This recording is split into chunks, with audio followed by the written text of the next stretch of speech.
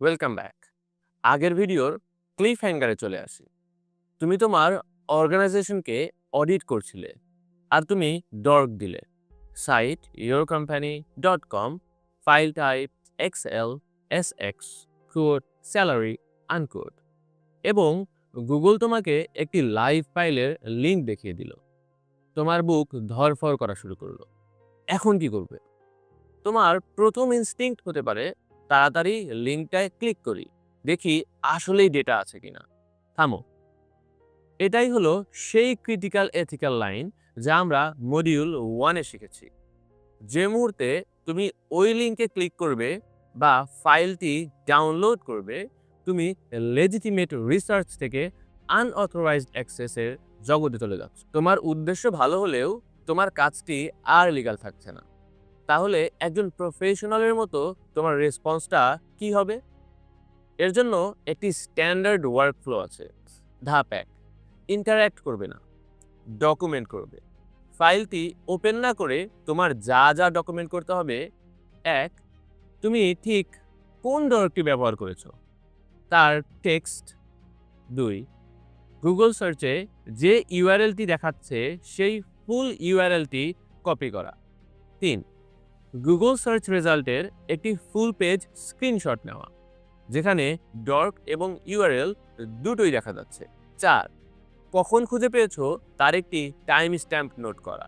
ধাপ 2, অবিলম্বে রিপোর্ট করা। তোমার এই ডকুমেন্টেশনটি নিয়ে এক মুহূর্ত দেরি না করে তোমার কোম্পানির প্রপার চ্যানেলে রিপোর্ট করতে হবে। এটা হতে পারে তোমার ডিরেক্ট ম্যানেজার, তোমার টিম লিড অথবা কোম্পানির সিকিউরিটি টিম ইনফোসেক বা সিটিও। তোমার রিপোর্টটি হবে ক্লিয়ার এবং টু দ্য পয়েন্ট। যেমন, গুগল ডর্কিং অডিট করার সময় আমি একটি পোটেনশিয়াল স্যালারি ডেটা লিকের ইউআরএল খুঁজে পেয়েছি। দয়া করে অবিলম্বে এটা দেখুন। এখন তুমি রিপোর্ট করার পর সিকিউরিটি টিম কি করবে? তাদেরও একটি ওয়ার্কফ্লো আছে। ধাপ 1, কন্টেইনমেন্ট ইন ব্র্যাকেট ক্ষতি বন্ধ করা। সিকিউরিটি টিমের প্রথম কাজ হলো ব্লিডিং বন্ধ করা। তারা অবিলম্বে এই ফাইলটি পাবলিক সার্ভার থেকে ডিলিট করে দেবে অথবা সেটার পারমিশন চেঞ্জ করে প্রাইভেট করে দেবে। এটাই হলো ডর্কিংয়ের আসল সমাধান। Access control. ধাপ 2, ক্যাশি রিমুভাল। কিন্তু একটি বড় ক্যাচ আছে, ফাইলটি সার্ভার থেকে ডিলিট হলেও সেটা গুগলের ক্যাশিয়ে আরও কয়েকদিন বা সপ্তাহ থেকে যেতে পারে। এজন্য টিমকে গুগল সার্চ কনসোল ব্যবহার করে এই ইউআরএলটির জন্য একটি আর্জেন্ট রিমুভাল রিকোয়েস্ট পাঠাতে হবে। এটা গুগলকে বলে, এই ফাইলটি আমরা ডিলিট করে দিয়েছি, দয়া করে তুমিও তোমার ক্যাশি থেকে এটা মুছে ফেলো। ধাপ 3, ইনভেস্টিগেশন। ভুলটা কোথায় হলো? ফাইলটা সার্ভারে কিভাবে গেল? এটা কি কোনো হিউম্যান এরর, কোনো অটোমেটেড স্ক্রিপ্টের ভুল? এই ইনভেস্টিগেশনটি করা হয় যেন একই ভুল আবার না হয়। তাহলে মূল শিক্ষাটা কি?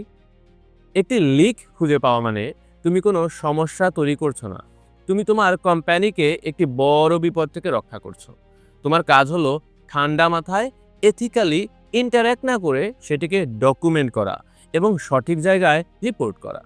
এই ভিডিওর মাধ্যমে আমরা লেসন 9 এবং ডর্কিংয়ের ডিফেন্সিভ বা ব্লু টিমের পার্ট শেষ করলাম।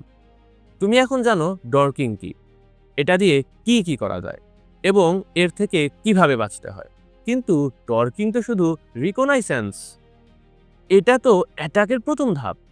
এরপর কি? পরবর্তী লেসনে আমরা একটি কনসেপচুয়াল ব্রিজ তৈরি করব।